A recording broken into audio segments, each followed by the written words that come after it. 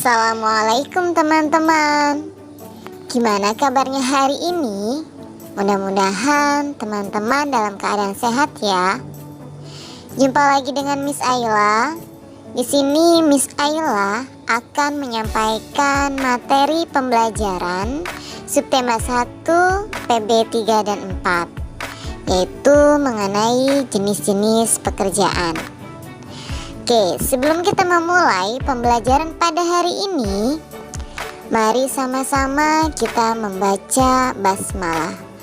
Bismillahirrahmanirrahim. Baik teman-teman, di sini Miss Ayla akan menyebutkan beberapa tujuan pembelajaran pada hari ini. Tujuan yang pertama, Miss Ayla berharap teman-teman mampu membuat cerita berdasarkan gambar seri. Tujuan yang kedua, Miss Ayla berharap teman-teman mampu mengetahui jenis-jenis pekerjaan dan deskripsinya. Lalu yang ketiga, Miss Ayla berharap teman-teman mampu mengidentifikasi sikap yang sesuai dengan pengamalan sila pertama Pancasila di lingkungan sekolah dan juga masyarakat.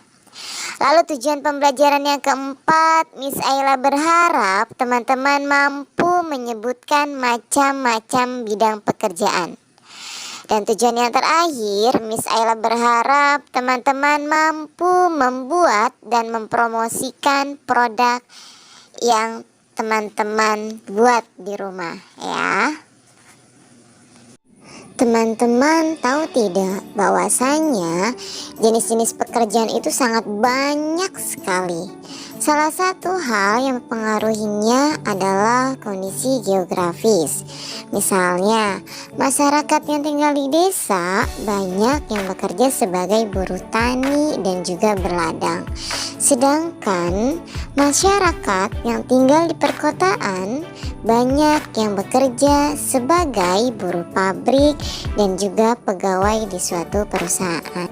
Nah teman-teman, ternyata sumber daya alam itu mempengaruhi pekerjaan manusia loh, yaitu dengan melakukan berbagai jenis usaha atau pekerjaan dengan memanfaatkan sumber daya alam.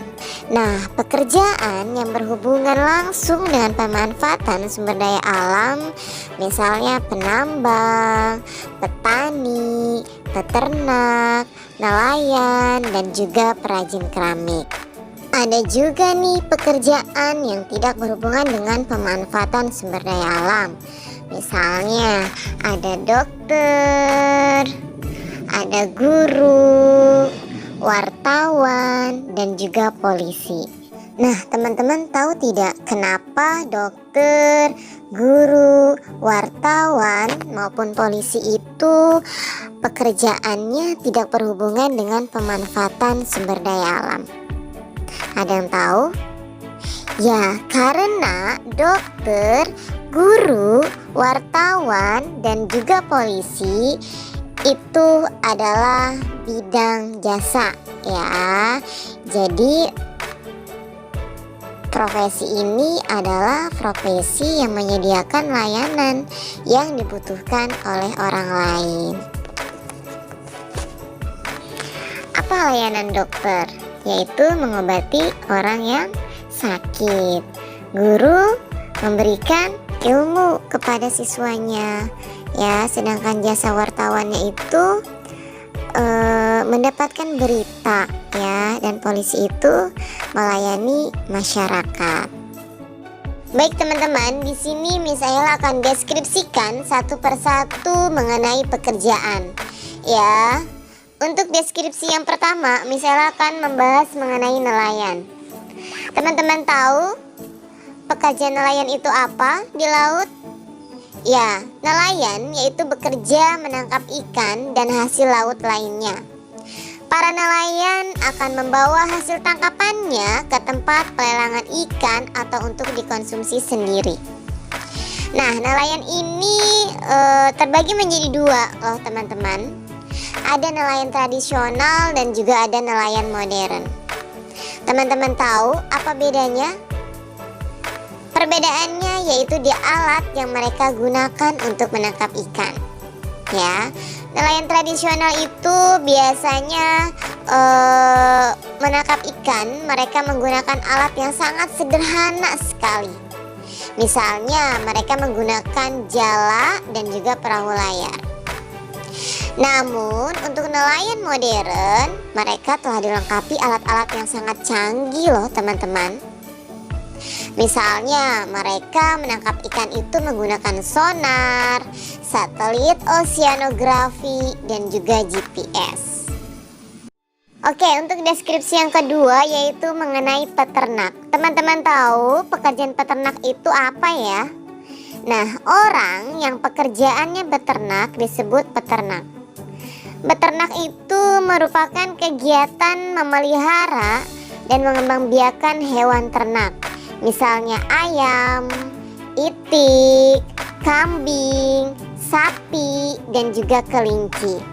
Nah, hewan ternak ini dapat menghasilkan daging, susu, kulit, atau telur. Hasil dari hewan ternak tersebut biasanya diolah untuk memenuhi kebutuhan sendiri atau bisa juga dijual ke pasar. Selanjutnya petani. Teman-teman tahu pekerjaan petani itu apa? Ya, petani adalah orang yang bekerja di bidang pertanian atau agraris. Nah, usaha pertanian ini dapat dilakukan di sawah, ladang, atau juga kebun, ya. Jadi hasil yang diperoleh dari sawah itu adalah padi. Padi diolah menjadi beras. Lalu beras diolah kembali menjadi nasi, ya. Itu adalah makanan pokok sehari-hari kita. Lalu hasil yang diperoleh dari perladangan yaitu berupa tanaman palawija. Misalnya kacang-kacangan, jagung, dan juga ubi. Nah, kalau hasil yang diperoleh dari perkebunan itu apa? Yang diperoleh dari perkebunan itu adalah sayuran dan juga buah-buahan. Kegiatan pertanian ini banyak dilakukan oleh penduduk yang tinggal di pedesaan, ya. Perajin.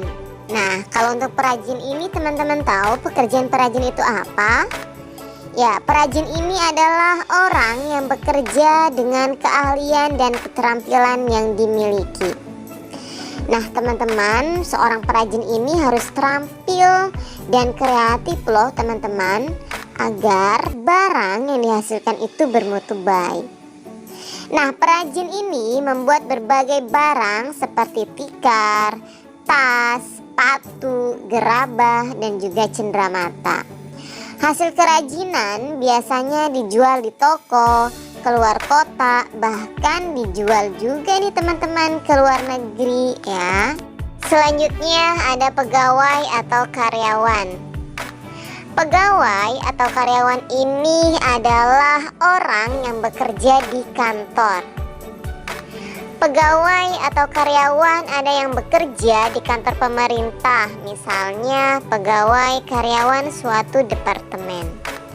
Mereka disebut pegawai negeri sipil. Ada juga pegawai yang bekerja pada kantor bukan milik pemerintah atau kantor swasta. Ada pula pegawai atau karyawan yang bekerja di pabrik-pabrik, misalnya pabrik tekstil atau pabrik makanan. Mereka disebut juga bekerja di bidang manufaktur. Teman-teman sudah tahu kan ya berbagai jenis pekerjaan di masyarakat. Yang terpenting di sini adalah bekerja dalam bidang apapun, yaitu harus memerlukan sikap jujur, tekun, dan juga ulet. Dengan ketekunan dan keulutan seseorang akan menjadi sukses.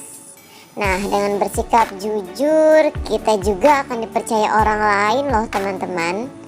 Sikap jujur ini merupakan sikap yang mencerminkan Pancasila. Teman-teman masih hafal kelima Pancasila? untuk pembelajaran mengenai Pancasila ini sudah pernah Miss Ella jelaskan waktu teman-teman kelas 3 ya, bahkan sudah dijelaskan simbol-simbolnya, penerapannya juga sudah dijelaskan ya. Sekarang kita hanya tinggal mereview saja. Nah, di sini ada 5 Pancasila ya. Sila yang pertama itu lambangnya apa teman-teman? Ya, lambangnya adalah bintang. Sila yang kedua lambangnya yaitu rantai. Sila yang ketiga pohon beringin. Yang keempat kepala banteng. Dan yang kelima padi dan kapas. Ya, Miss Ella juga sudah pernah menjelaskan makna-maknanya. Bintang itu apa, rantai itu apa, pohon beringin apa, kepala banteng apa, dan juga padi dan kapas. Nanti teman-teman ingat-ingat kembali ya makna dari kelima simbol tersebut. Kalau untuk bunyinya pasti teman-teman sudah tahu ya. Sila pertama bunyinya ketuhanan yang Maha Esa. Sila yang kedua kemanusiaan yang adil dan beradab. Sila yang ketiga persatuan Indonesia. Sila yang keempat kerakyatan yang dipimpin oleh hikmah kebijaksanaan dalam permusyawaratan perwakilan. Sila yang kelima keadilan sosial bagi seluruh rakyat Indonesia. Nah teman-teman, untuk pembahasan sila kali ini kita hanya fokus di sila pertama saja ya. Nah, sila pertama ini dilambangkan dengan bintang bersudut 5. Bintang ini merupakan lambang penerang atau pemberi petunjuk. Makna penerang atau petunjuk tersebut adalah agama yang datang dari Tuhan. Bangsa Indonesia ini menerima petunjuk Tuhan sebagai tuntunan hidup. Nah, sila ini menuntun bangsa Indonesia untuk berperilaku baik dan benar. Bila terbiasa berperilaku baik dan benar, maka dengan mudah kita akan dapat menjalankan sila yang lain juga ya. Nah, di sini ada beberapa contoh sikap yang sesuai dengan makna sila pertama. Ya, yang pertama itu adalah percaya dan takwa terhadap Tuhan yang Maha Esa. Sesuai dengan agama dan kepercayaan masing-masing. Lalu yang kedua, saling menghormati kebebasan menjalankan ibadah sesuai dengan agama dan kepercayaan masing-masing. Yang ketiga yaitu membina kerukunan hidup dan toleransi antar umat beragama. Yang keempat, menjaga dan menyayangi semua makhluk yang telah diciptakan oleh Tuhan. Lalu yang terakhir yaitu membina kerjasama dan tolong-menolong antar umat beragama. Jenis bidang pekerjaan yang ada di masyarakat itu bermacam-macam loh teman-teman. Jadi setiap bidang pekerjaan itu menuntut keahlian tertentu. Nah, keahlian tersebut dapat diperoleh dari sekolah atau melalui lembaga pendidikan. Bidang pekerjaan itu meliputi pertambangan, agraris, industri, perdagangan, dan juga jasa. Nah, nanti misalnya akan jelaskan satu persatu mengenai jenis-jenis pekerjaan tersebut ya. Oke, yang pertama Miss Ella akan menjelaskan mengenai pertambangan. Teman-teman tahu pertambangan itu apa? Ya, kegiatan pertambangan ini adalah usaha menggali dan mengolah kekayaan yang disediakan oleh alam. Contohnya apa? Contohnya usaha penambangan emas, penambangan batu bara, dan pengeboran minyak.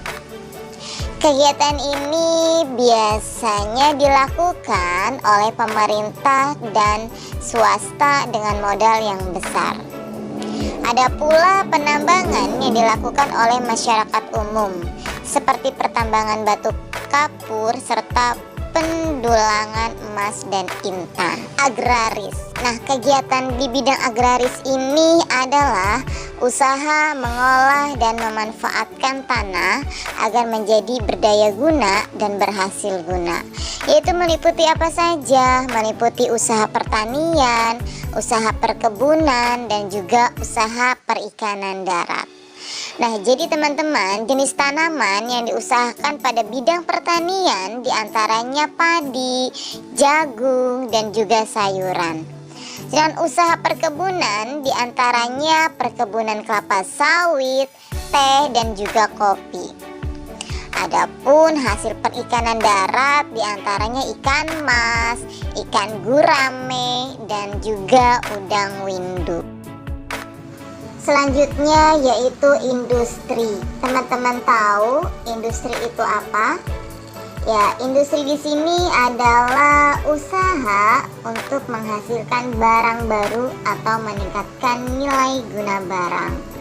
Nah, industri ini dikelompokkan dalam industri besar, menengah, dan juga industri kecil. Industri besar itu melibatkan jumlah tenaga kerja yang banyak dan menggunakan modal besar. Sedangkan industri menengah menggunakan modal dan jumlah tenaga kerja yang lebih sedikit dari industri besar. Sedangkan industri kecil biasanya dilakukan oleh perorangan dengan modal kecil. Contoh kegiatan industri diantaranya industri mobil, industri mainan, dan industri sepatu. Perdagangan. Tentunya teman-teman tahu ya kegiatan perdagangan itu seperti apa. Ya, kegiatan perdagangan ini adalah usaha membeli dan menjual kembali barang atau jasa. Nah, usaha perdagangan ini dapat dilakukan di pasar tradisional maupun pasar modern ya. Nah, ada juga yang membuka usaha dagang di rumah dengan membuka warung atau toko. Barang yang diperdagangkan beragam dan biasanya mencakup barang kebutuhan sehari-hari. Contohnya seperti makanan, pakaian, dan juga barang kelontong. Lalu di sini ada jasa. Nah, jasa ini adalah kegiatan atau usaha menyediakan layanan yang diperlukan orang lain. Contohnya jasa perawatan kesehatan, jasa transportasi, dan juga jasa pendidikan. Nah, jasa perawatan kesehatan disediakan di rumah sakit melalui jasa dokter dan juga perawat.